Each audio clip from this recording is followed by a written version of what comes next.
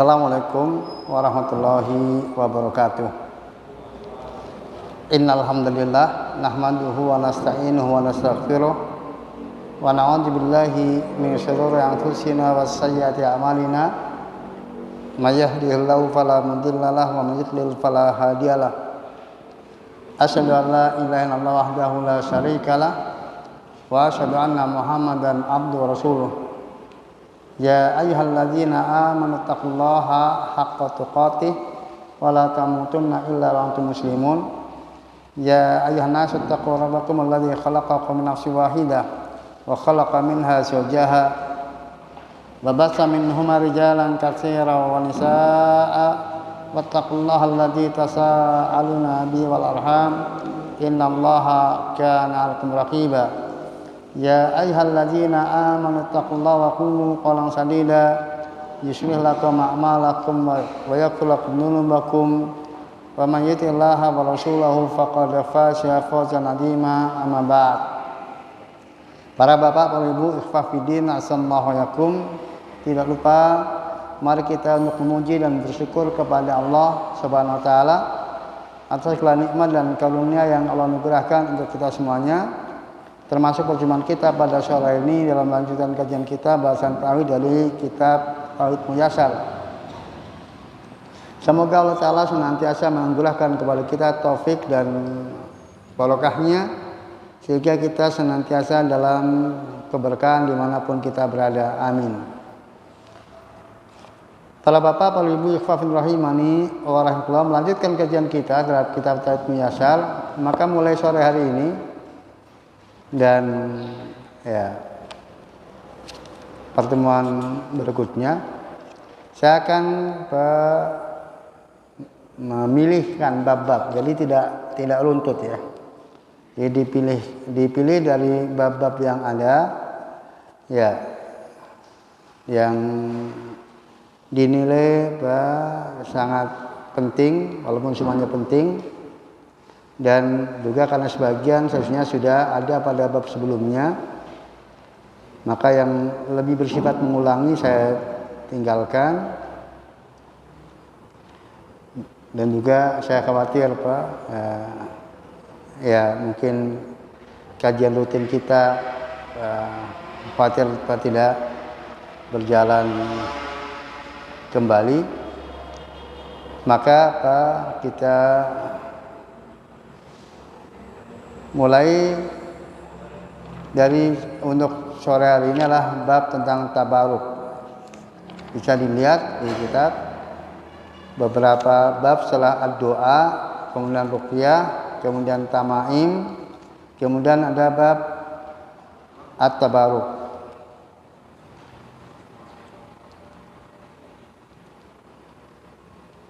Ya, at-tabaruk atau mencari berkah atau ngalap berkah.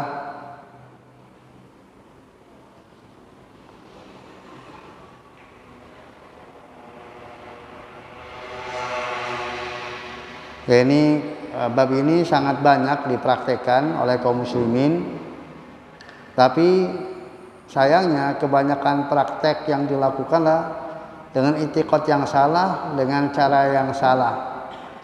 Dan kaum muslimin yang melakukannya dengan benar nggak paham kalau itu pun bagian dari tabaruk gitu. Jadi sesungguhnya kita sering melakukan tabaruk tapi nggak paham kalau itu bagian dari tabaruk. Sementara yang mengejar-ngejar tabaruk, mengejar-ngejar berkah, itu caranya salah. Maka bab ini amat sangat penting. Pertama, untuk kemudian menjadikan niat kita benar. Innamal a'malu binniyat. Setiap amal tergantung niatnya. Wa innamal likulli imri'in ma nawa. Setiap orang akan mendapatkan apa yang dia niatkan. Maka agar praktek kita yang selama ini senyalah praktek tabaruk itu diinkludkan dalam niat untuk tabaruk. Kemudian juga supaya kita terbentengi dari cara-cara tabaruk yang keliru, mencari berkah yang keliru, yang terlarang, apalagi sampai yang syirik. Ya, mu'alif sampaikan hafizahullah terkait dengan tabaruk. Pertama definisinya, pengertian dari tabaruk, lugatan, makna at-tabaruk, lugatan kasratu asy-syai' wa subutuhu. Di at-tabaruk ini berasal dari bahasa Arab. Maknanya lah banyaknya sesuatu dan menetapnya. Jadi at-tabaruk adalah kasratus syai' wa subutuhu. Banyaknya sesuatu dan menetapnya. Kadang sebagian menyebutkan bahwa at-tabaruk lugatan adalah al-khair al-katsir ad-daim. Jadi kebaikan yang banyak yang menetap. Berasal dari birkah. Birkah itu adalah majma'ul ma'. Maka al-birkah yaitu bak air. Itu disebut birkah karena berisi air yang banyak yang menetap di situ. Maka disebut birkah. Jadi ada unsur persamaan antara birkah dengan tabaruk, yaitu menetap dan banyak. Adapun istilahan thalabul barakah wa raja'uha wa i'tiqaduha.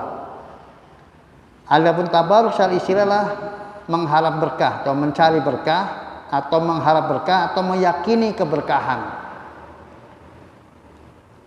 Jadi ada beberapa makna untuk tabaruk secara istilah. Thalabul barakah yaitu apa? Mencari, ngalap berkah, mencari berkah, ngalap berkah, atau warojau mengharapkan berkah, wa'tiqaduha atau meyakini keberkahan. Maka mencari berkah disebut tabaruk, mengharapkan keberkahan disebut tabaruk, kemudian meyakini keberkahan pada sesuatu itu juga disebut at-tabaruk. Maka karena tadi al-barakah, al-barakah al-khair al-kasratu syai' wa subutuhu, atau dalam definisi yang lain tadi al-khair al-katsir, berarti kalau tabaruk adalah mencari kebaikan yang banyak yang menetap, atau mengharapkan keberkahan yang banyak, kebaikan yang banyak yang menetap, atau meyakini adanya keberkahan, adanya kebaikan yang banyak. Itu tabaruk. Jadi mencari kebaikan yang banyak, atau mengharapkan kebaikan yang banyak, atau kemudian meyakini kebaikan yang banyak. Jadi ketika kemudian kita mengatakan barakallahu fiik, barakallahu fiik, semoga Allah memberkahimu, maka maksudnya apa? Semoga Allah memberikan kebaikan yang banyak kepadamu. Ya, semoga minuman ini karena didapatkan dengan cara yang halal maka diberkahi. Artinya diharapkan dengannya memberikan faedah, manfaat yang banyak. Berkah dari hadir di majelis ilmu, maka maksudnya apa? Kebaikan yang banyak yang didapatkan dari majelis ilmu. Ayo kita hadir di majelis ilmu, kita mencari berkah. Maka maksudnya ayo kita hadir di majelis ilmu, kita mengharapkan kebaikan yang banyak. Kita mencari kebaikan yang banyak. Ya. Saya yakin bahwa pada masjid ini banyak berkahnya. Maka maksudnya saya yakin bahwa masjid ini apa? Banyak kebaikannya, banyak manfaatnya, banyak faedahnya. Nah, itu barokah. Maka ya kalau kita katakan semoga hidup kita dipenuhi dengan berkatnya, dipenuhi dengan kebaikan yang banyak. Ya itulah hakikat barokah.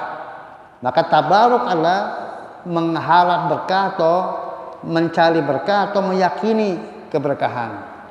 Itu makna tabaruk. Kemudian aksamu at-tabaruk, aksamu tabaruk, ragam tabaruk. model-model tabaruk. Maka secara umum tabaruk itu terbagi menjadi dua. Tabaruk terbagi menjadi dua. Al-awal tabaruk masyru'un, tabarukun masyru'un, asani tabarukun mamnu'un. Yang pertama tabaruk yang masyru', artinya tabaruk yang diperbolehkan. Tabaruk yang disyaratkan, artinya yang diperbolehkan, diizinkan secara syariat.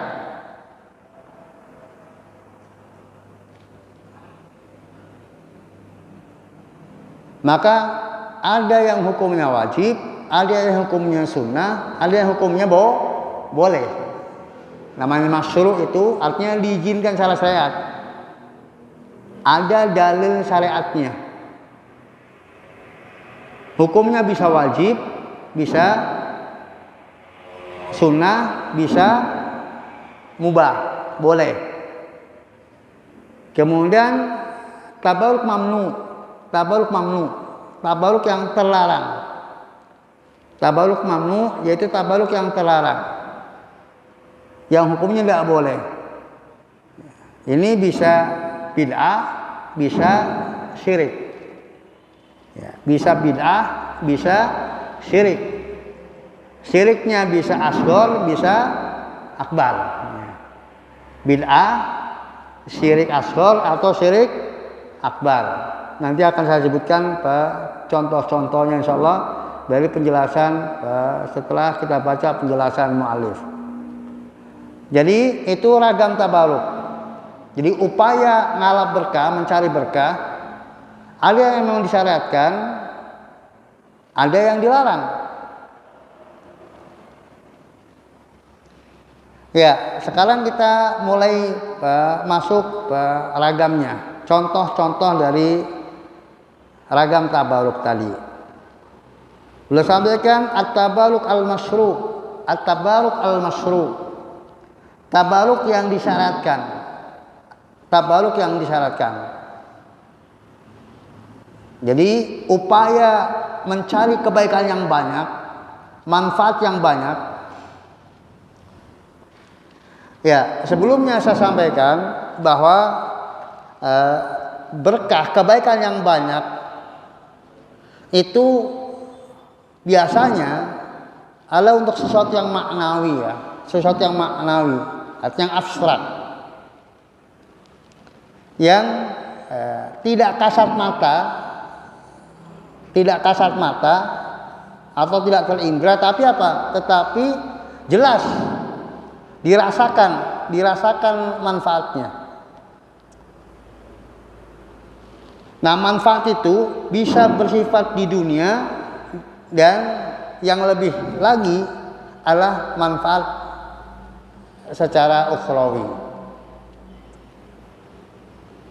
Jadi namanya kebaikan yang banyak itu bisa bersifat duniawi, bisa bersifat ukhrawi. Tentunya kalau seseorang itu obsesinya akhirat, maka dia mencari keberkahan yang apa? Yang manfaatnya di akhirat. Karena keberkahan yang bersifat ukhrawi itu sekecil apapun itu lebih baik dari dunia seisinya. Keberkahan ukhrawi, ya, sekecil apapun itu lebih besar manfaatnya, kebaikannya daripada kebaikan dunia, ya. Dari manfaat duniawi. Ya, coba rakaataini qabla al-fajr khairun min dunya wa ma fiha. 2 rakaat sebelum sholat subuh itu lebih baik dari dunia seisinya. Subhanallah walhamdulillah itu tamla'u ma baina sama. Ucapan subhanallah walhamdulillah itu memenuhi apa? Langit. Antara langit dan bumi. Nah, itulah keberkahan yang sesungguhnya. Kebaikan yang banyak sesungguhnya adalah yang nilainya ukhrawi.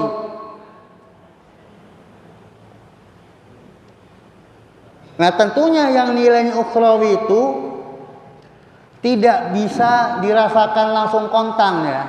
Kontan kita bisa saksikan dan rasakan di dunia karena itu bersifat ukhrawi. Yang itu akan dinikmati kelak di akhirat, kebaikan yang banyak tersebut. Tapi keberkahan juga bisa dirasakan di dunia.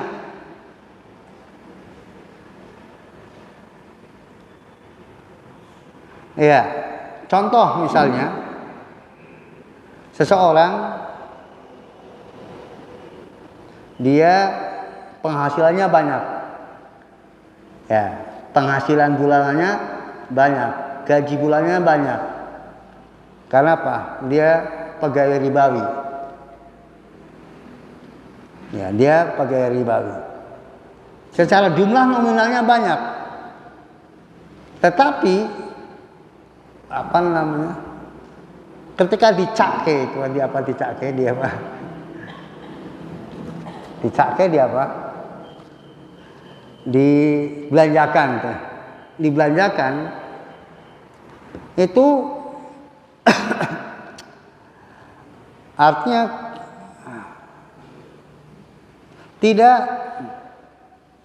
tidak pada hal-hal yang bermanfaat atau habis begitu saja. Kadang anaknya sakit, istrinya sakit, dianya sakit. Kemudian dibelikan juga perkara-perkara yang tidak memberikan manfaat, hanya numpuk. Bukan sesuatu yang dimanfaatkan. Kemudian juga tidak menghasilkan ketentraman dan ketenangan jiwa. Maka orang katakan, ya memang gajinya besar tapi nggak berkah gitu. Ya, nggak berkah gitu.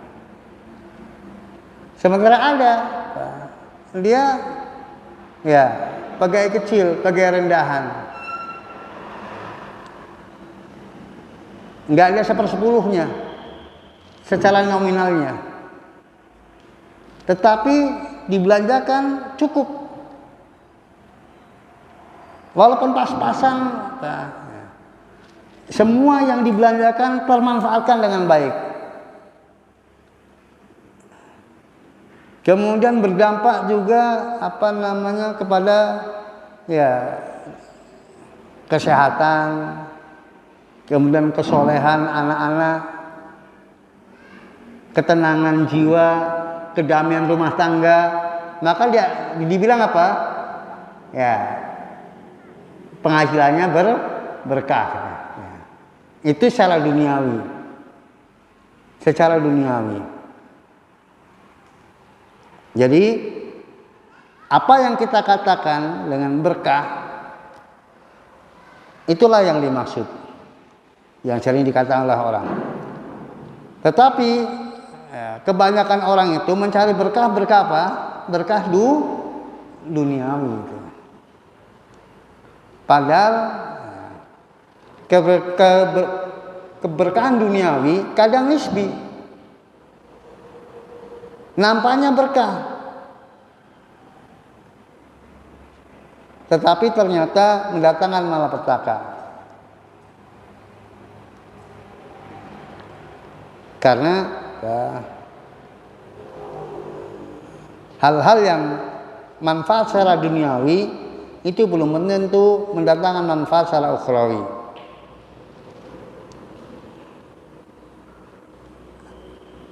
Ya, itu tambahan penjelasan terkait dengan ragam berkah. Nah, sekarang kita kembali kepada ragam tabaruk. Kalau tadi ragam berkah, sekarang ragam tabaruk. Kepada yang tabaruk masyru', at-tabaruk al-masyru', at-tabaruk al-masyru'. Tabaruk yang disyariatkan. Ya, yang pertama at-tabaruk bidatin Nabi sallallahu alaihi wasallam wa mattasala min jismihi. Yang pertama, alat tabaruk dengan zat Nabi sallallahu alaihi wasallam dan dengan apa yang langsung bersentuhan langsung dengan jasad Nabi sallallahu alaihi wasallam.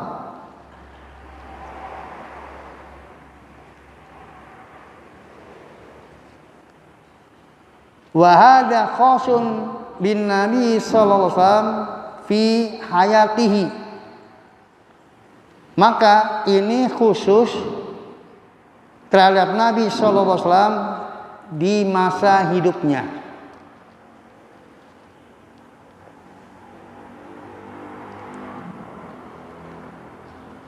Ya, model tabaruk yang pertama, tabaruk dengan zat Nabi sallallahu alaihi wasallam dan apa yang bersentuhan langsung dengan zat Nabi sallallahu alaihi wasallam. Seperti apa? Misalnya Nabi berwudu, kemudian tetesan air wudunya. Ya, tetesan air wudu Nabi sallallahu alaihi wasallam yang menetes dari tangannya. Air yang sudah terkena kemudian menetes. Kemudian dengan air ludah Nabi sallallahu alaihi wasallam atau rontokan rambut Nabi sallallahu alaihi wasallam atau keringat Nabi sallallahu alaihi wasallam. Keringat Nabi yang langsung mengucur atau kemudian yang menempel di apa? Di baju. Ya, yang dengan keringat Nabi sallallahu alaihi wasallam. Jadi dengan zat Nabi yang suci ya. Zat Nabi yang bukan najis. Ya, maka tidak termasuk dalamnya air kencing Nabi dan apa? Tinja Nabi. Tapi dengan sesuatu yang suci dari Nabi sallallahu alaihi wasallam. Maka tabaruk dengan zat Nabi itu masyru', disyariatkan.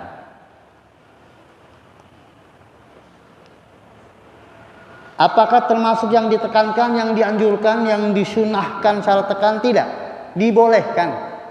Diperbolehkan. Dan ingat, ini di masa hidup Nabi sallallahu alaihi wasallam. Kalau masih ada peninggalan Nabi sallallahu alaihi wasallam bisa. Tapi dipastikan bahwa itu adalah rambut Nabi sallallahu alaihi wasallam.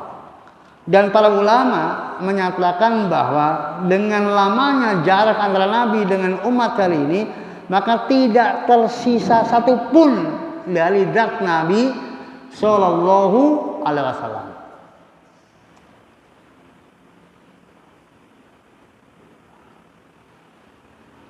Maka tidak termasuk dalamnya, kalaupun itu masih periuk, alat masak yang dipakai, karena tidak bersentuhan apa? Dengan zat Nabi sallallahu alaihi wasallam. Ketel Nabi kalau masih taruhlah ada, atau sok Nabi, atau kemudian apa dari barang-barang rumah tangga Nabi, maka tidak termasuk karena itu bukan zat Nabi sallallahu alaihi wasallam. Jadi yang langsung bersentuhan dengan zat Nabi sallallahu alaihi wasallam itu yang ada berkahnya.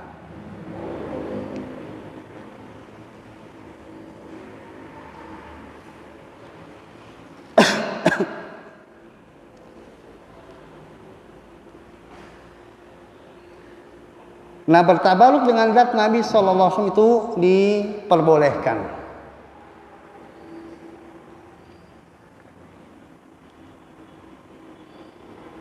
Memberikan kebaikan yang banyak untuk urusan dunianya.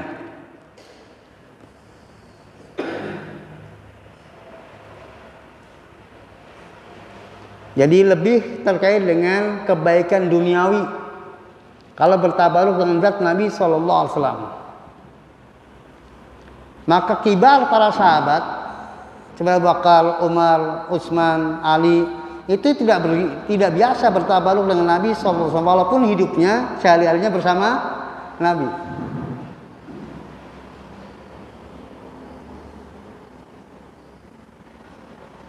Jadi bukan merupakan kebiasaan Abu Bakar As-Siddiq, Umar Khattab, Utsman bin Affan dan Ali bin Abi Thalib bertabaruk dengan zat Nabi, padahal mereka adalah orang yang paling intens perkumpulannya dengan Nabi Shallallahu Alaihi Wasallam.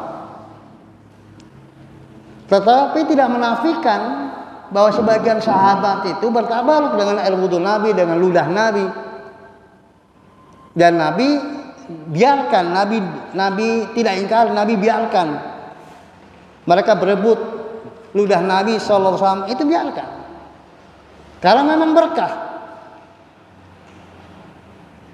Tapi kibal para sahabat secara umum mereka tidak bertabaruk dengan zat Nabi Shallallahu Alaihi Wasallam. Ada yang lebih berharga untuk bertabaruk.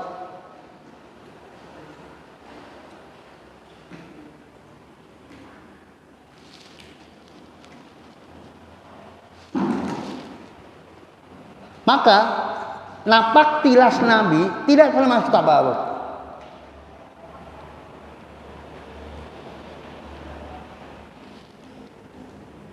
Misalnya tadi Nabi sholat di bagian situ, nah, Nabi pergi langsung duduk di situ, itu tidak termasuk.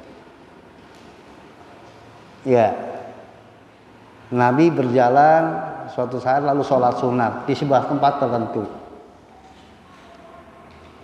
Maka kemudian seandainya kita setelah Nabi pergi, mana tadi kaki Nabi di mana tadi? Sini, sholatnya sini. Itu tidak termasuk tabaruk. Bahkan yang seperti itu sangat diingkari oleh Umar bin Khattab radhiyallahu anhu. Jadi tidak termasuk zat Nabi adalah petilasan.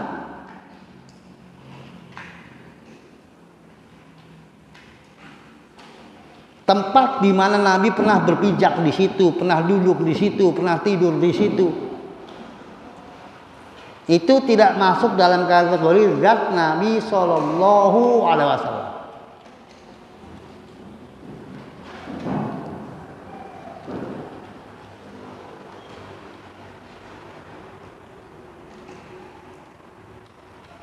Maka tadi sudah saya sampaikan bahwa peralatan rumah tangga Nabi itu tidak termasuk zat Nabi Sallallahu Alaihi Wasallam.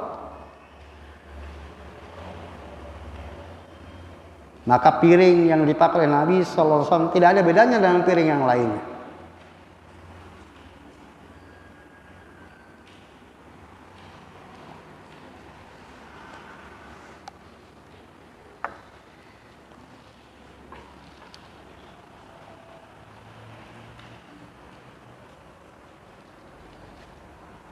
Oleh karena itu, kalau ada promosi hari ini tentang benda-benda milik Nabi Sallallahu Alaihi Wasallam untuk kemudian manusia bertabaruk dengannya, maka pertama itu lebih kepada dusta, karena barang-barang milik Nabi secara umum sudah tiada.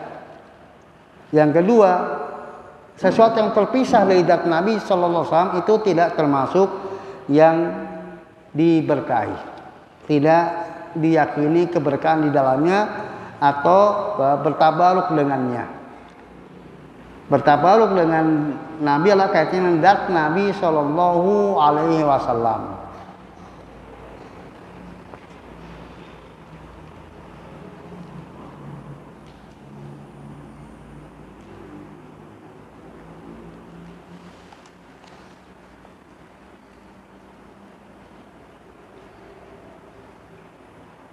Kemudian yang kedua, at-tabaruk bil aqwal awil a'mal, bil aqwal wal a'mal al masru'ah. Tabaruk bil aqwal wa a'mal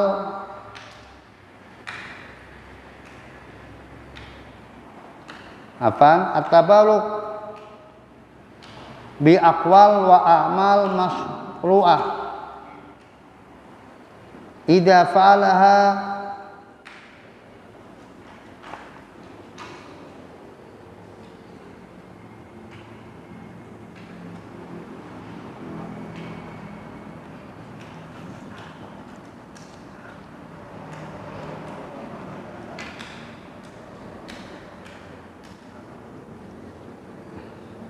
ya, pengaruh mata. faktor U.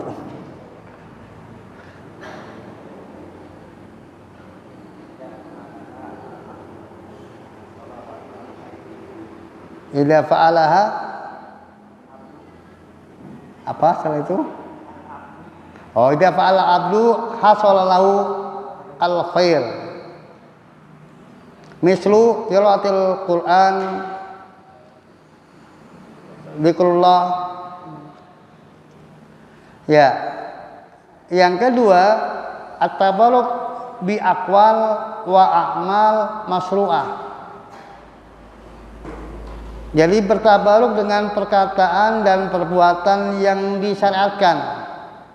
Idza fa'ala al-abdu, maka apabila seorang hamba melakukannya, hasalahu al-khair, maka akan mendapatkan kebaikan, artinya mendapatkan berkah.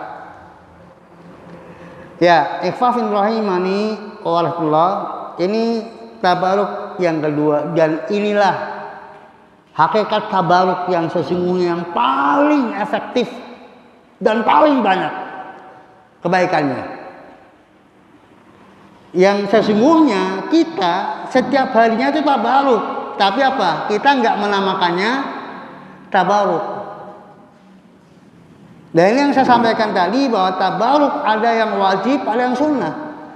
Karena perkataan dan perbuatan ada yang hukumnya wajib dan ada yang hukumnya sunnah. Yang wajib lebih banyak kebaikannya daripada yang sunnah. Maka kalau kita ingin menjadi manusia yang paling berkah, paling banyak kebaikannya, laksanakan setiap yang wajib dan yang sunnah.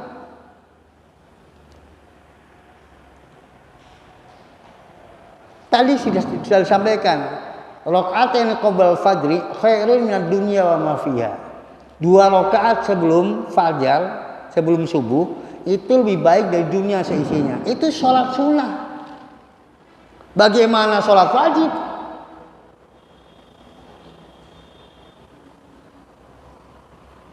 Dua rakaat sholat sebelum subuh, itu kebaikannya lebih baik daripada dunia seisinya. Karena sekecil apapun kebaikan ukhrawi itu lebih utama, lebih baik dari sebesar apapun kebaikan dunia. Ini kebaikan dunia seisinya itu kalah sama apa? Sama sholat 2 rakaat. Nah, anehnya orang keluyuran ke sana kemari ngalap berkah, meninggalkan sholat wajib, meninggalkan amal sunnah, meninggalkan kewajiban, meninggalkan sunnah, melakukan yang haram untuk ngalap berkah. Yang dialap gak ada berkahnya. Meninggalkan berkah demi berkah yang fata morgana gitu. Maka sekarang jadi di samping kita melaksanakan kewajiban dan melaksanakan sunnah, maka ada keyakinan bahwa dalam pelaksanaan tersebut mendatangkan kebaikan yang banyak gitu.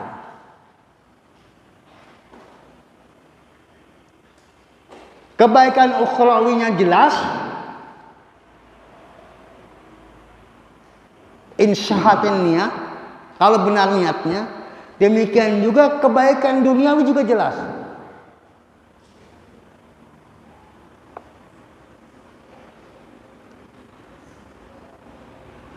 Maka orang yang bertakwa itu orang yang banyak berkahnya. Wa aqon nas aktsarum barokatan. Dan orang yang paling bertakwa adalah manusia yang paling banyak berkahnya. Jadi sekarang kita nggak usah berpikir keluyuran cari apa? Cari berkah. Keluyuran ngarep berkah. Pikirkan tentang apa yang diwajibkan oleh Allah, laksanakan. Apa yang disunahkan sebisa mungkin dilaksanakan. Maka hidup kita itu penuh dengan berkah.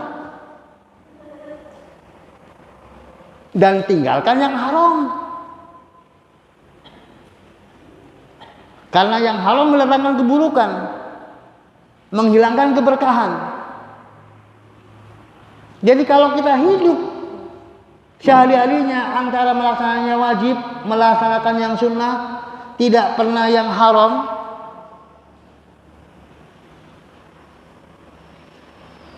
maka hidup kita diliputi dengan berkah. Sisanya untuk perkara-perkara yang mubah, walaupun tidak diberkahi, tetapi tidak mendatangkan malapetaka, tidak mengurangi keberkahan. Melaksanakan yang mubah itu tidak mendatangkan malapetaka dan tidak mengurangi keberkahan.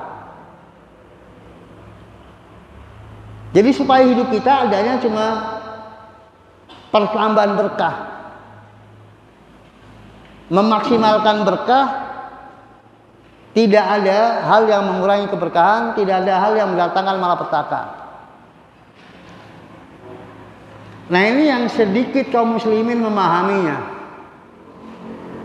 Bahwa tabaruk yang sesungguhnya, tabaruk yang sejati adalah dengan melaksanakan perkataan dan perbuatan yang disyariatkan, baik disyariatkan secara wajib maupun secara sunnah.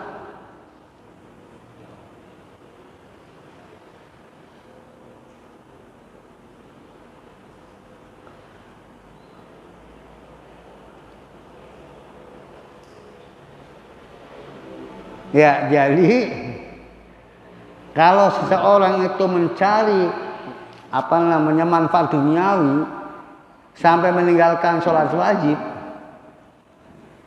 maka dia adalah apa? Ya, jahil banget. Kejahilannya nemen.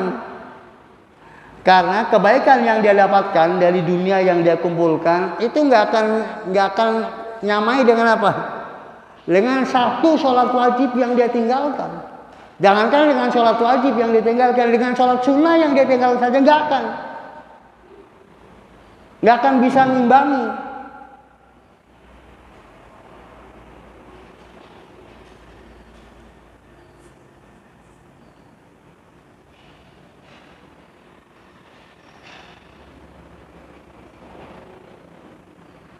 Ya, mungkinkah kita bisa mengumpulkan dunia untuk bangun rumah di sorga? Mungkin.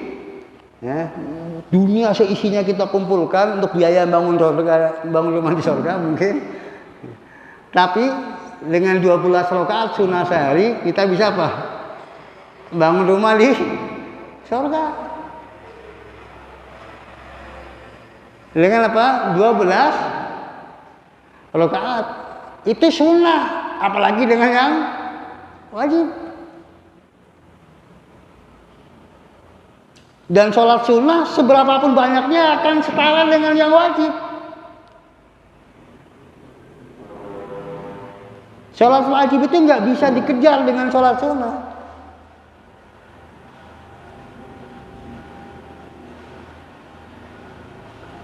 Maka orang yang tahajud, rajin tahajud tapi ketinggalan sholat subuh, ya, itu kejahilan. Karena manfaat sholat tahajud nggak akan seimbang dengan apa? Manfaat sholat subuh. Allah berfirman dalam hadits qudsi, "Wa ma taqarraba ilayya 'abdi bi syai'in ahabbu ilayya mimma aftaratuhu 'alaihi." Tidaklah seorang hamba mendekatkan diri kepadaku dengan sesuatu yang lebih aku cintai daripada mendekatkan diri kepadaku dengan yang aku wajibkan kepadanya.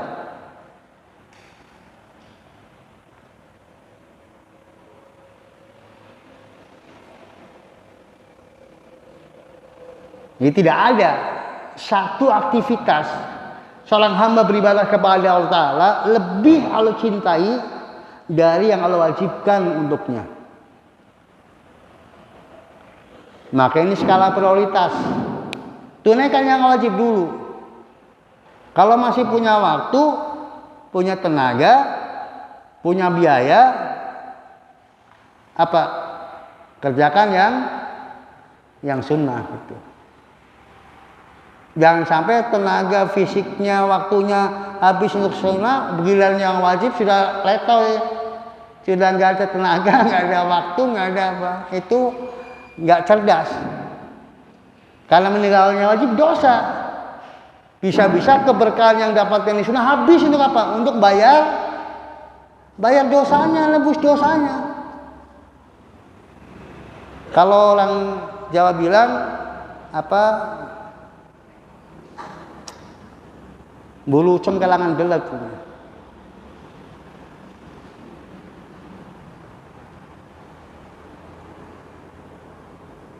Ya, ngejar-ngejar ikan kecil, ikan besar yang di tangan apa?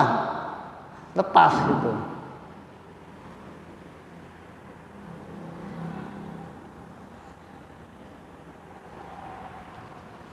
Ya, ini tentang mafhum tabaruk.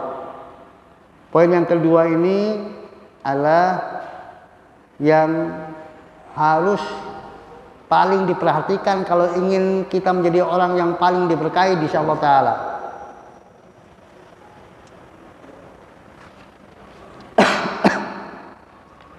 Kemudian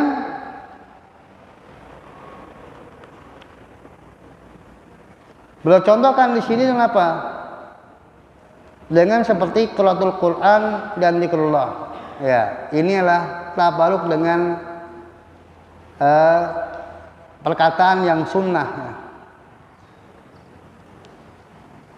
Maka sesungguhnya ya sholat, puasa, zakat, haji itu sebagus-bagus dari tabaruk dengan perkataan dan perbuatan.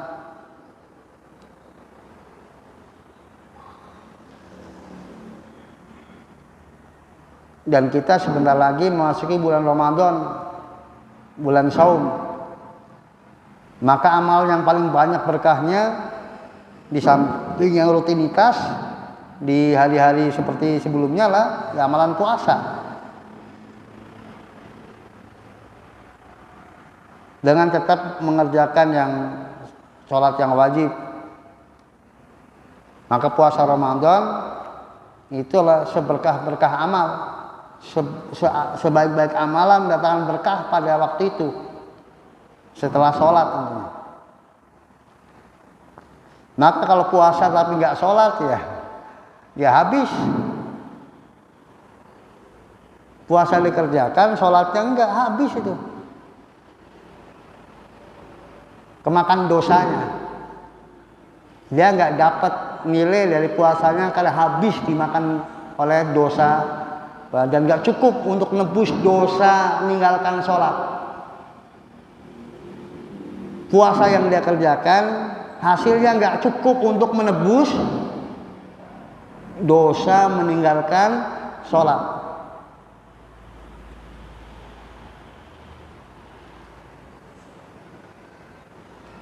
Apalagi puasa enggak terawih. Terawihnya enggak ada nilainya untuk nebus dosa meninggalkan puasa. Sebagian kaum muslimin puasa enggak terawih. Terawih sholat sunnah, puasa wajib. Banyak fenomena-fenomena kaum muslimin yang aneh, menunjukkan kejahilan tentang beragama. Mending nggak pernah terawih tapi puasanya tuntas.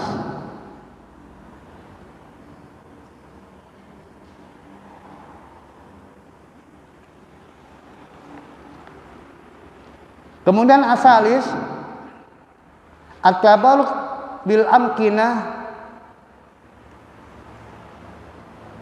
allati ja'alallahu fiha barakah kal masajid wa Makkah wal Madinah wasyam.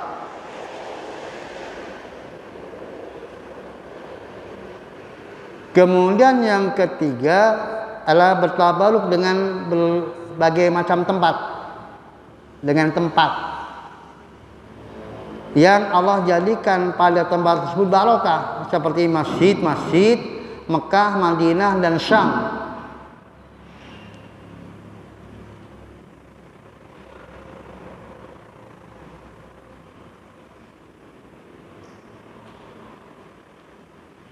Ya, ini yang ketiga.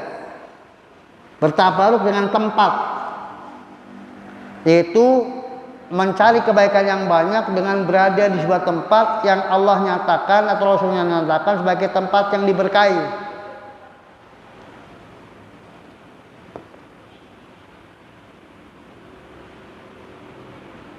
Tentunya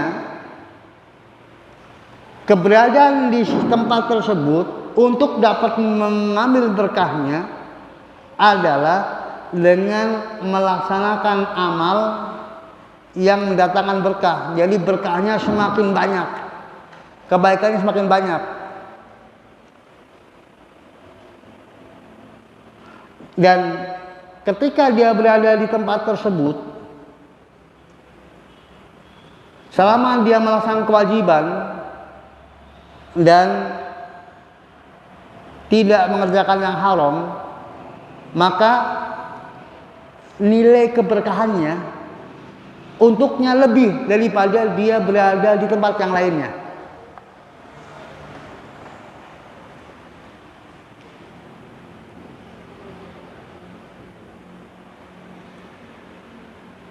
Ya, contoh yang keberkahan itu hanya didapatkan di masjid dan tidak bisa didapatkan di tempat yang lainnya.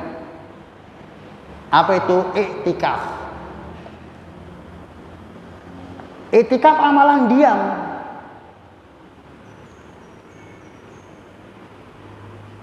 Antum duduk sepanjang pagi sampai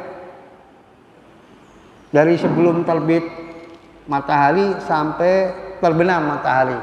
Itu batas minimal iktikaf menurut sebagian ulama. Batas minimal iktikaf lah sehari atau semalam. Yaitu sebelum subuh masuk masjid, keluar setelah maghrib, atau masuk sebelum maghrib, keluar ya setelah subuh.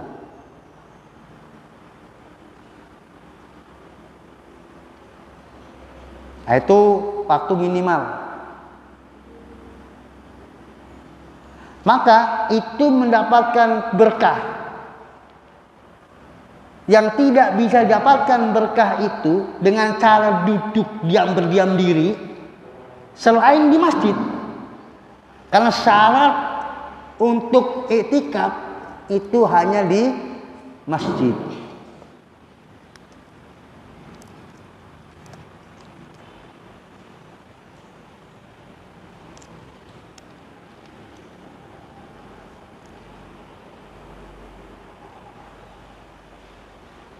Ya, kalau sholat tidak harus di masjid. Sholat sunnah terutama, sholat wajib juga tetap dapat berkah walaupun nggak di masjid karena ada udzur. Tapi iktikaf nggak ada. Ya kalau dia udzur nggak iktikaf, ya nggak iktikaf namanya. Nggak bisa diganti di tempat yang lainnya. Itu khususnya masjid. Untuk iktikaf amaliyah yang khusus di masjid adalah iktikaf. Kalau zikir nggak harus di masjid, qiraatul Quran nggak harus di masjid, sholat nggak harus di masjid, tapi iktikaf harus di masjid.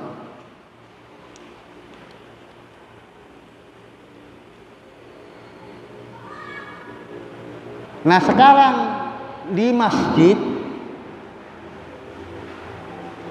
tidak untuk beramal soleh. Maka karena tempat itu diberkahi, maka setidaknya dapat kebaikan dari tempat. Walaupun nggak dapat kebaikan dari amal. Dari perkataan dan perbuatan, karena nggak beramal dan nggak berbuat, cuma tinggal di masjid aja.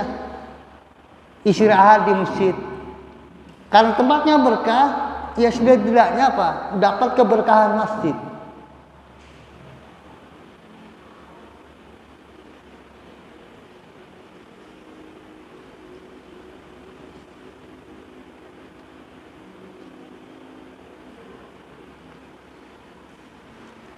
Maka tinggal di Mekah, tinggal di Madinah, sama-sama melaksanakan kewajiban, mengerjakan yang sunnah, maka nilai kebaikannya lebih banyak yang di sana daripada yang tidak di sana. Kalau Mekah dan Madinah, Syam, negeri yang diberkahi.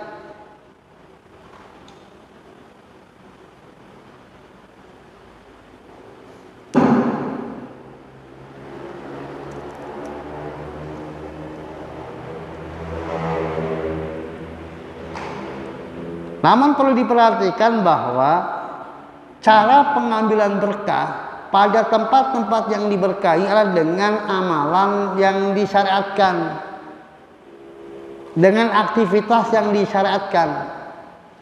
Maka kalau mengambil berkahnya tidak dengan amaliyah yang disyariatkan, ya nggak dapat berkah.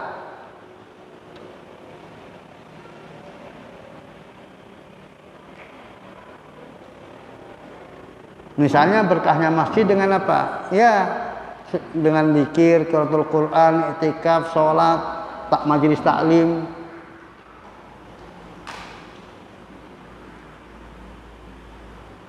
Maka itu keberkahan yang semakin melimpah. Setelah berkah tempatnya, maka aktivitasnya aktivitas yang berkah, maka semakin melimpah berkahnya. Tapi kalau kemudian musab-musab dinding masjid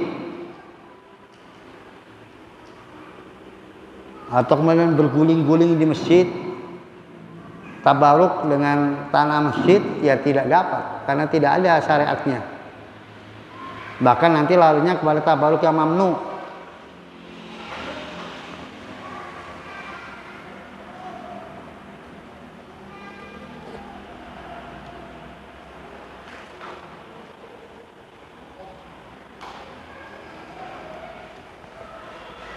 Itu tabaruk dengan tempat. Arabi at-tabaruk bil asminah allati khassaha Allahu bi ziyadatin wa fadlin.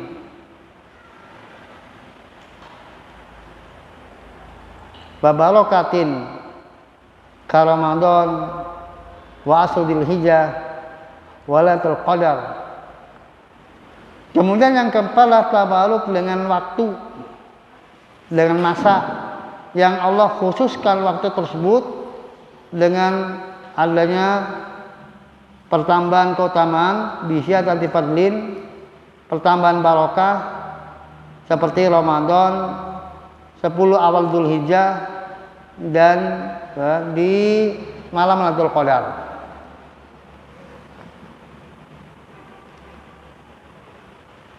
Ya, ini tabaruk dengan waktu.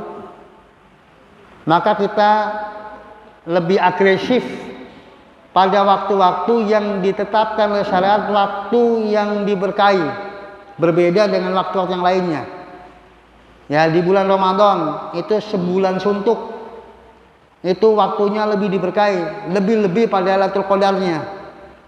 Itu khairun min alfi syahr, lebih baik dari 1000 bulan. Maka membaca Al-Quran 1 juz di malam Lailatul Qadar itu sama dengan membaca Al-Quran 1 juz selama 83 tahun. Ya, lebih utama, lebih baik daripada membaca Al-Quran 1 juz 83 tahun yang tanpa Lailatul Qadar.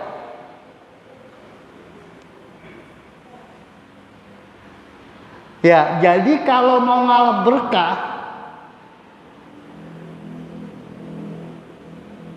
maka Lailatul Qadar itu paling efektif. Cuma 1 malam nilainya sama dengan 83 tahun. 1 malam tok.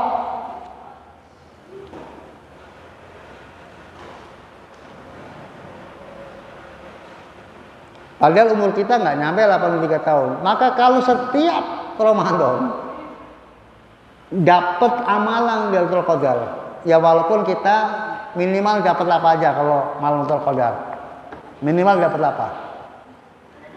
Setiap tahunnya minimal Pak Anwar dapat apa? Sholat maghrib, Ya, sholat isya. Hah? Subuh mau udah habis.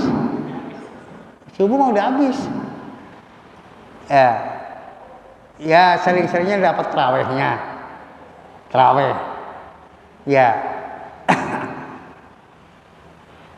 Minimal 3 inilah, lumayan. Dapat sholat maghrib, sholat isya, sama terawih. Sama kalau agak rajin sedikit, dapat ba'diyah maghrib, ba'diyah isya. Kalau rajin sedikit lagi, dapat tadarus. Ya, itu dapat itu. Maka kalau 10 hari terakhir niatkan mencari pahala, mencari kebaikan Lailatul Qadar dengan sholat maghribnya lebih daripada sholat maghrib yang lainnya. Karena itu sholat maghrib di malam Lailatul Qadar lebih baik dari 83 tahun sholat maghrib yang gak ada Lailatul Qadarnya. Sholat isya'nya lebih baik dari sholat isya yang lainnya. 83 tahun yang gak ada Lailatul Qadarnya. Sholat sunnahnya, ya sholat malamnya sholat tarawih. Kemudian sholat sunnahnya yang dilakukan di situ. Apalagi ya tadi dari sholat maghrib langsung nunggu sholat isya. Nanti sahurnya apa namanya makan malamnya setelah apa? Setelah tarawih gitu. Jadi ke masjid bekal untuk buka takjil ke masjid. Jadi sholat maghrib sudah di masjid langsung, atau ya takjil di rumah langsung ke masjid sholat maghrib, langsung di situ nunggu sholat isya. Maka ada nilai menunggu sholat. Itu kena pahala Lailatul Qadar menunggu sholat. Lebih baik dari menunggu sholat yang lainnya 83 tahun.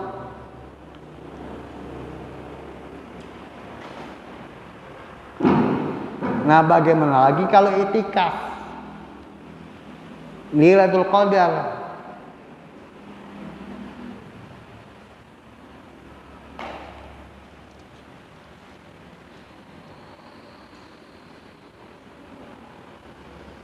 Maka usahakan berada di masjid walaupun tidak itikaf. Karena di masjid ada teman-teman itikaf, itu akan tadi termotivasi untuk beramal. Kalau di rumah mah dipastikan tidur. Ya. Apalagi udah warak, kenyang buka puasa, habis sholat tarawih mah dipastikan tidur, nggak akan kuat tadarus paling berapa. Tapi kalau di masjid, lihat kanan kiri, pojok, depan, belakang, kemudian belah tengah, orang banyak itu termotivasi walaupun dia itikaf.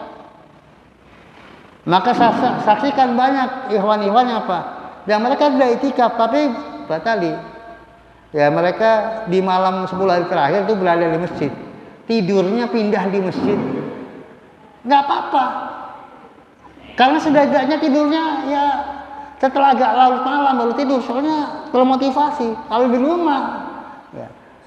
Kemudian nanti ada yang terawih jam 2 malam, walaupun dia ikut terawih yang gasi terbangun lebih awal itu.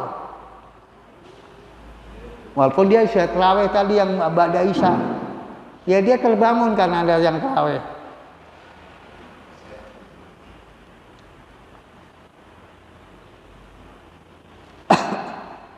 Ya kalau bisa mah, ya persiapkan diri untuk itikaf 10 hari terakhir. Apalagi yang yang ya guru kan libur sekolah, ya guru kan libur sekolah, jadi dia nggak ada kerjaan. Selama ini kerjaannya guru ngajar, 10 hari terakhir ada kerjaan, gaji datang. Kenapa nggak itikaf? Apa masalahnya? Ya dia sekolah libur. Selama ini kerjanya ngajar, sekolah, berangkat pagi pulang sore, malam udah capek sama istri, mending itikaf. Dan kalau sudah berhasil 10 hari itikaf, memaksakan diri, insya Allah tahun depan dia akan sanggup. Tapi kalau nggak pernah mencoba, sampai mati dia nggak akan pernah itikaf. Ya, paksakan. Ini sebulan lagi Ramadan. Coba dari sekarang niatkan berdoa kepada Allah Ta'ala untuk bisa itikaf. Kalau nggak diawali lah, kalaupun nggak 10 hari, setiap malam ganjil. Ya, sehari semalam. Tanggal 20 Ramadan berangkat sebelum subuh. Pulang nanti subuh tanggal 21 Ramadan pada subuh pulang. Terus begitu nanti malam 23. Ya, sampai malam 29. Artinya setiap malam ganjilnya 5 malam. Ya. Paksakan coba. Dan kalau sudah terbiasa itikaf itu, ya rasanya nggak bisa. Kalau setahun aja nggak itikaf nggak bisa. Jadi ada sesuatu yang sangat disayangkan kalau sampai berjumpa dengan Ramadan nggak itikaf di 10 hari terakhir.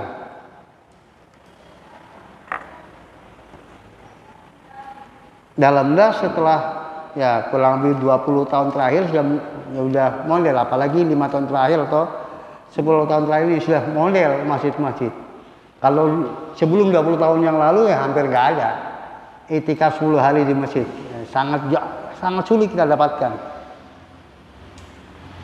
Maka ya termasuk jasa besar Ustadz Ja'far Umar Tholib.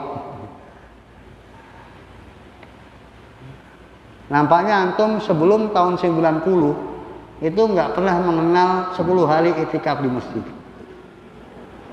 Dan saya seumur hidup saya baru mengenal itikaf 10 hari terakhir itu ya tahun 90 itu. Ketika itu saya masih mahasiswa. Ya, diselenggarakan di Al-Irsyad Salatiga. Dengan pelopornya siapa? Ya Ustadz Ja'far, Ustadz Yazid. Itu pelopor itikaf 10 hari.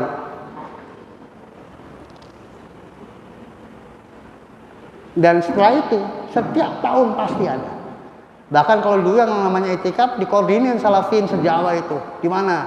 Dari Salatiga yang nggak masuk untuk bisa itikaf di Al-Irsyad Salatiga ngadakan sendiri di mana itu. Masjid yang boleh dipakai untuk itikaf karena waktu itu nggak sembarang masjid bisa kita pinjam untuk itikaf 10 hari terakhir. Maka sampai kemudian pernah mereka itikafnya di Batu, Malang. Karena dapat masjidnya di sana. Jadi Ustaz Abu Nida dan beberapa ustaz yang lain itu kemana? Ke Batu, Malang untuk itikaf di sana. Karena sulitnya dapat masjid yang untuk itikaf. Belum pada punya masjid sendiri mah. Sekarang mah udah setiap yayasan punya masjid. Dulu mah nggak bolo-bolo, diusir iya.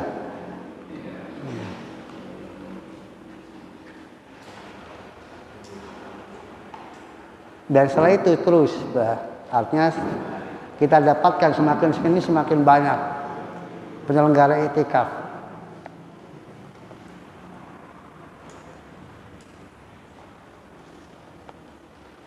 Ya, ingat Lailatul Qadar khairun.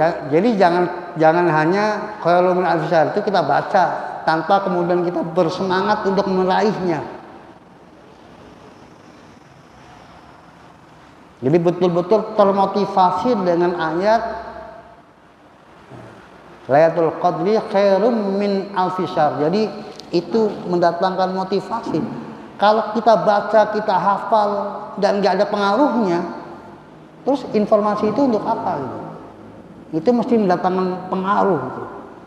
Ditawari dengan 83 tahun nilai kemudian nggak tergerak kecuali yang memang rutinitas, nggak ada Lailatul Qadar juga kita sholat maghrib, sholat isya. Nah, itu mah bukan karena Lailatul Qadar, tapi ada aktivitas yang kita lakukan memang karena kita mengejar Lailatul Qadar.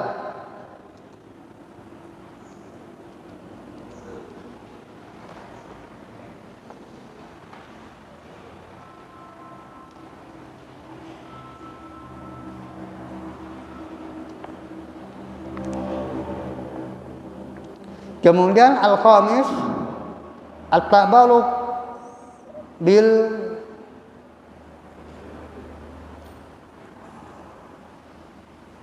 at'imah allati ja'allahu fiha barakah kayak asyetun wal asl wa ma'i zamzam wa habatus sauda. Kemudian yang kelima lah bertabaruk dengan makanan yang Allah jadikan di dalamnya ada barokah, seperti minyak zaitun, madu, air zam-zam, dan habatus sauda. Ya, ini barokahnya dirasakan secara duniawi, dan karena ada nilai nabawinya maka ada nilai ukhrawinya. Karena kita percaya dengan informasi Al-Quran, informasi Nabi, bahwa pada makanan-makanan tersebut, minuman tersebut ada barokahnya, maka kita rasakan langsung manfaatnya secara duniawi. Madu kita rasakan, jadi isi terindra itu mah, terasakan langsung. Habatus sauda, maka rutinkan minum madu, rutinkan minum habatus sauda, rutinkan minum zaitun,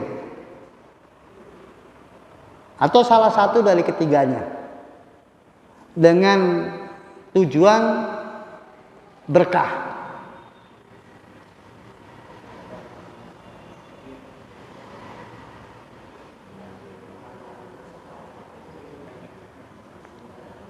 Dan biitilah artinya apa? Kalau rutin habatus sauda, madu, ya kesehatan dapat. Madu asli ya, madu murni. Jangan madu gula. Walaupun ya mungkin ya kalau di toko-toko herbal yang sunnah ya madunya walaupun tidak 100% murni, secara umum ya madu lah, madu beneran, bukan gula ya, tapi ya madu lah, walaupun ya mungkin nggak 100% murni. Ya baik bapak-bapak maupun ibu-ibu. Ya kalau madu yang satunya ibu-ibu nggak suka, nggak usah lah. Ya, dan bapak-bapak nggak usah bawa madu yang model yang satunya, bikin berantakan. Ya, nggak bikin berkah, malah bikin kehancuran, ya nggak usah. Madu yang jelas datang berkah aja.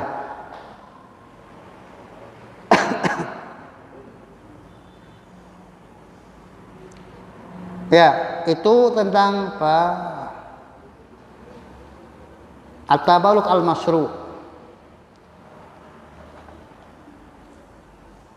Kita lanjutkan dengan at-tabarruk yang al-mamnu'.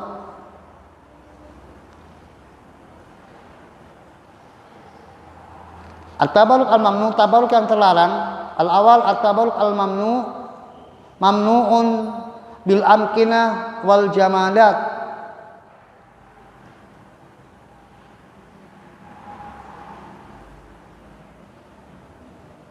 Ka tabarruk di kubur as-sholihin. Yang pertama, tabarruk yang terlarang dengan tempat dan benda-benda mati, seperti tabarruk dengan kubur sholihin. Ya, kuburan itu bukan tempat yang diberkahi, bahkan kuburan haram untuk beribadah di sana, kecuali ibadah ziarah kubur.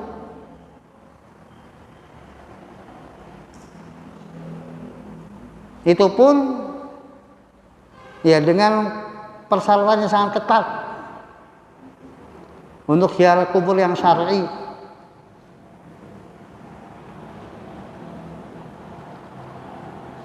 Maka tabarruk dengan kuburan sholihin ini mamnu,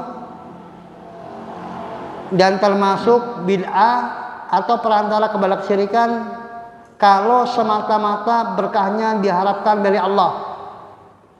tabaruk dengan kuburan orang soleh itu bid'ah, perantara kepada kesyirikan, kalau semata-mata berkahnya diharapkan dari Allah. Dan termasuk syirik akbar kalau keberkahannya diharapkan dari yang dikubur. Kalau dia mengharap kebaikan dari yang dikubur kepadanya, maka itu syirik akbar. Tapi kalau dia mengharapkan kebaikan yang banyak dari Allah dengan dia berada di situ, itu perantara kepada kesyirikan atau bid'ah.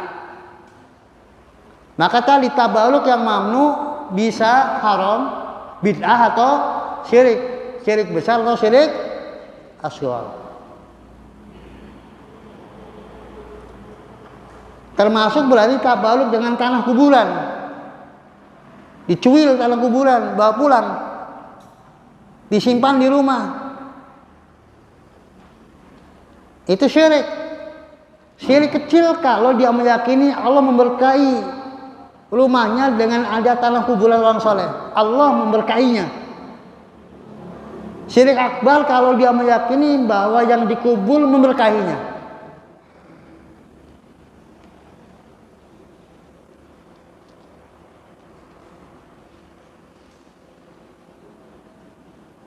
Dan tempat-tempat banyak ya.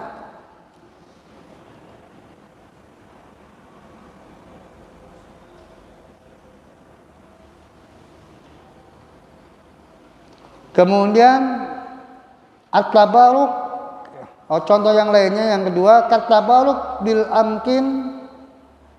amakin irtabatot bil ahdas tarikhiyah, bi ahdas tarikhiyah kagoril Hira. Contoh yang lainnya tabaruk dengan tempat yang terkait dengan peristiwa-peristiwa sejarah, seperti Gua Hira, ya napak tilas saat yang saya sampaikan. Ini termasuk tabaruk yang bid'ah, perantara kepada kesyirikan. Kalau dia meyakini bahwa Allah memberkahinya dengan dia berada di tempat tersebut, maka itu syirik asghar atau perantara kepada kesyirikan atau bid'ah. Kalau dia meyakini bahwa tempatnya memberkahinya dengan sendirinya tanpa Allah Ta'ala, maka syiriknya syirik akbar.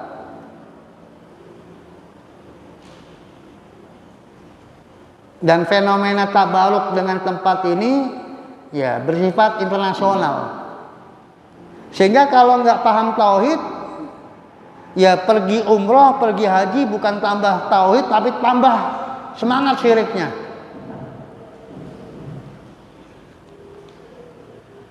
Ya, pergi umroh, ada city tour, kemana? Ke Jabal Rahmah. Ya, Jabal Rahmah yang diklaim sebagai gunung atau bukit tempat pertemuan Adam dan Hawa. Praktek kesyirikan banyak di sana. Atau bid'ah.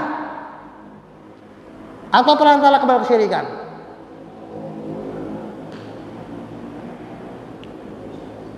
Di antara fenomena bid'ah yang banyak terjadi adalah sholat di situ. Sholat di Jabal Rahmah. Padahal Jabal Rahmah bukan masjid. Yang ada apa? Tahiyatul masjid. Dia sholat sunnah di situ. Ya, yang lebih kampungan lagi apa? Nulis nama sejoli.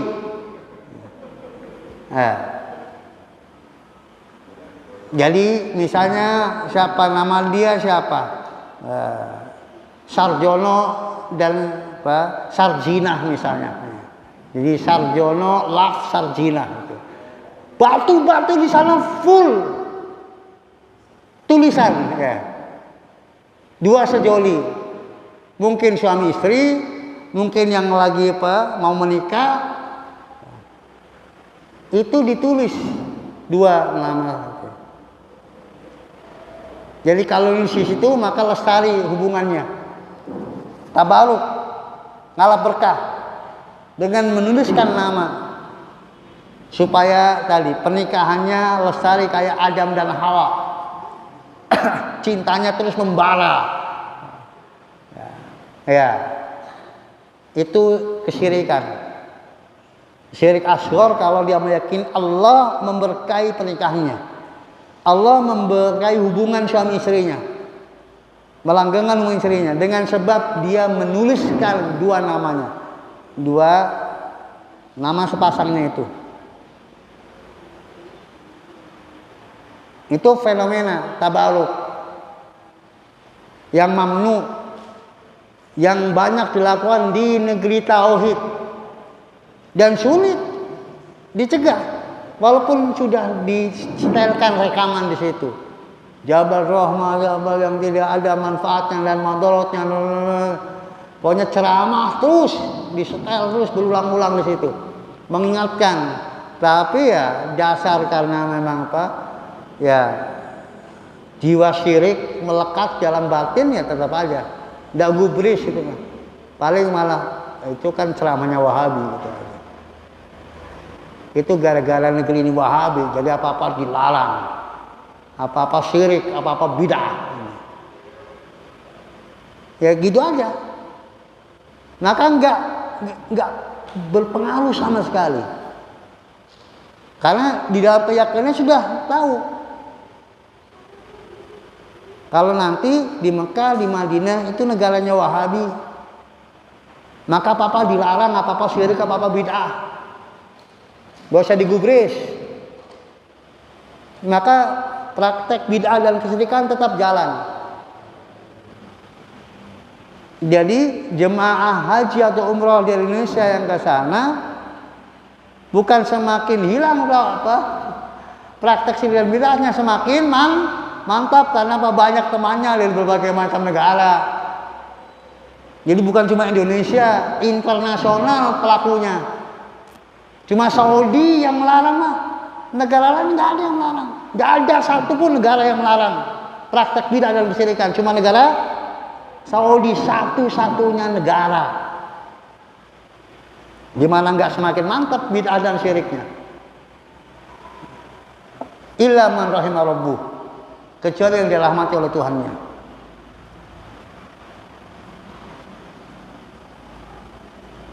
Karena memang hanya Saudi yang negaranya melalui Al-Quran dan Sunnah. Yang lainnya adalah undang-undang buatan orang kafir, dari buatan penjajahnya dahulu yang masih dilestarikan. Tergantung dulu siapa penjajahnya. Kayak Indonesia penjajahnya Belanda, undang-undang Belanda yang masih berlaku dominannya. Ya, kemudian yang ke dua, at-tabarruk mamnu bil asminah. Fa'ala ibadat mubtada'ah fi al-asminah alati sabatat bitarkiha syar'an. Sabat alati sabatat bibalokatiya syar'an. Kemudian tabaruk dengan ibadah yang bid'ah di waktu-waktu yang terbukti tentang barokahnya secara syar'i.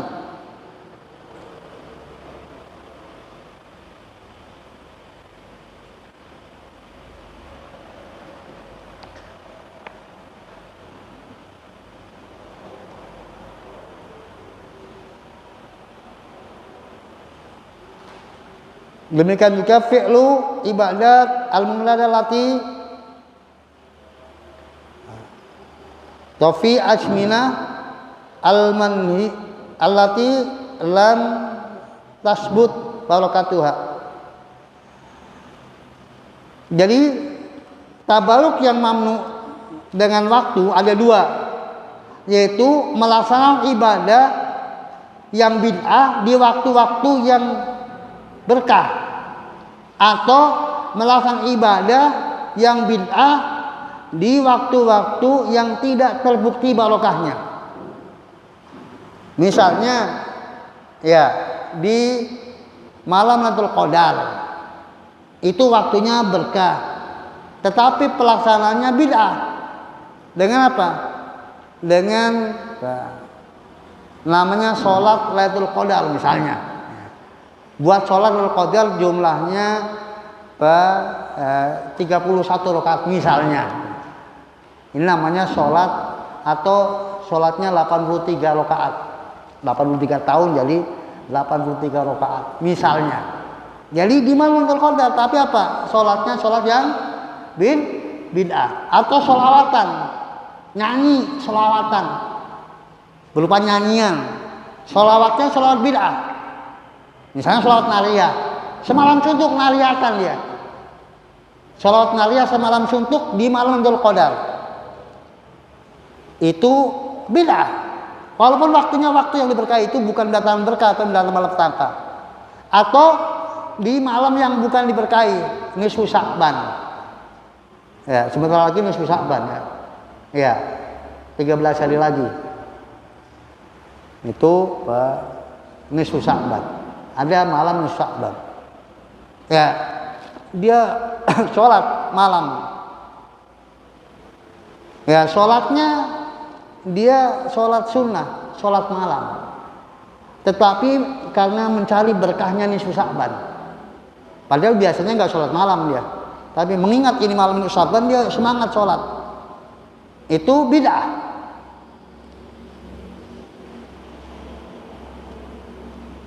Atau puasa setiap petone. Ya, peton. Nggak ada syaratnya. Puasanya puasa sunnah betul.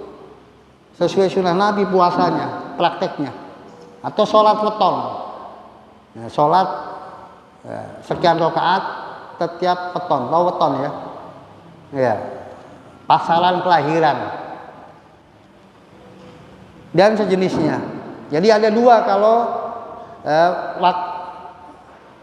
tabaruk yang mamnu dengan waktu. Sesuai sama tadi dengan tempat juga begitu. Dengan tempat yang ada barokahnya tapi pelaksanaannya dengan bid'ah. Ya, syai dengan mendendangkan Pancasila.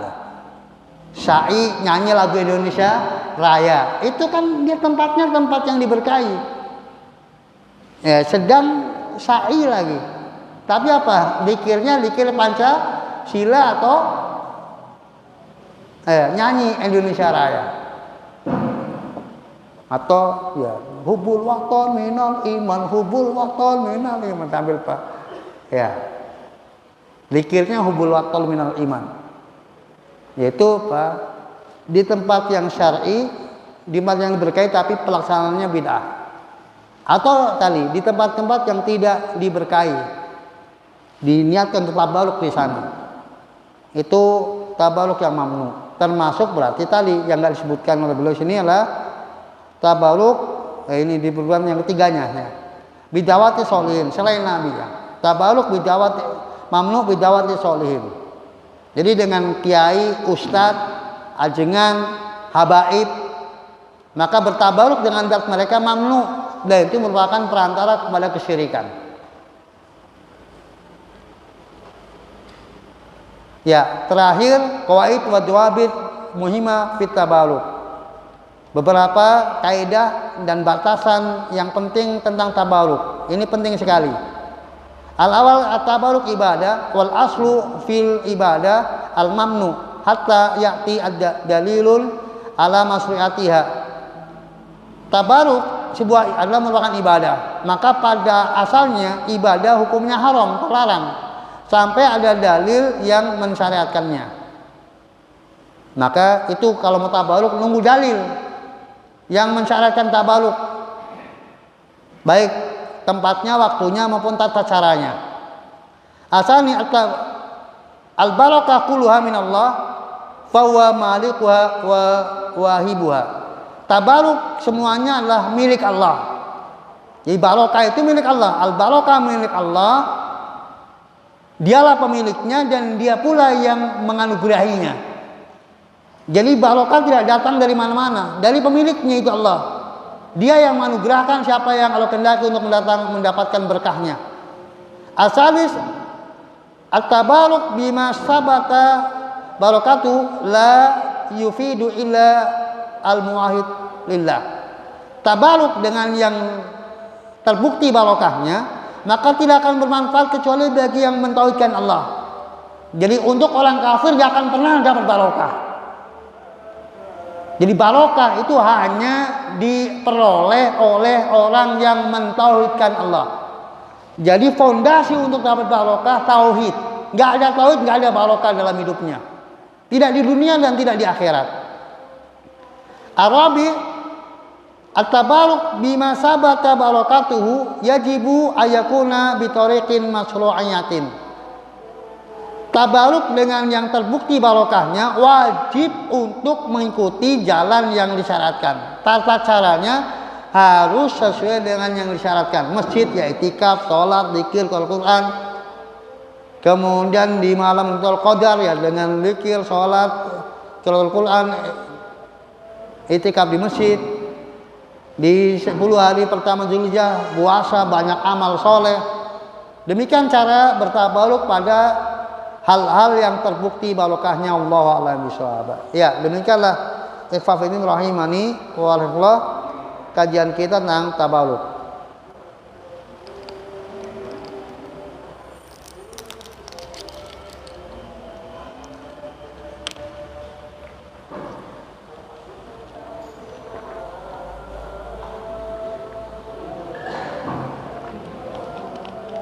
Ya, kita cukupkan sampai di sini.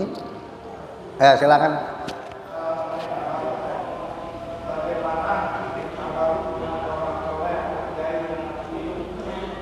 Haram perantara kepada kesyirikan.